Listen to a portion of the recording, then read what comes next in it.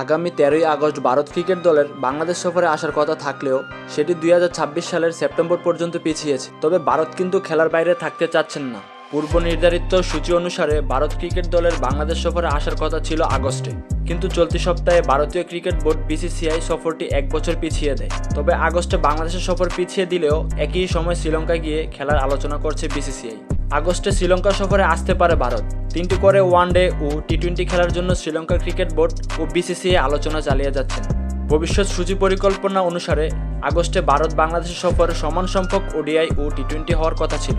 Bharat cricket দলের বাংলাদেশ সফর স্থগিত খবর আনুষ্ঠানিকভাবে প্রকাশ হয় 5 জুলাই। সেদিন বাংলাদেশ ক্রিকেট বোর্ড বিসিবি এক সংবাদ বিজ্ঞপ্তিতে জানায়, 2 ক্রিকেট বোর্ড আন্তর্জাতিক ক্রিকেট সূচি পর্যালোচনা করে 2026 সালের সেপ্টেম্বরে সিরিজ আয়োজনের সম্মত হয়েছে। তবে কী কারণে পেছানো হয়েছে তা বিজ্ঞপ্তিতে বলা হয়নি। এই সময় বিবিসি বাংলায় এক প্রতিবেদনে বলা হয়, ভারতীয় কেন্দ্রীয় সরকার ক্রিকেট দলকে বাংলাদেশ সফরে যেতে সায় দিচ্ছেন না।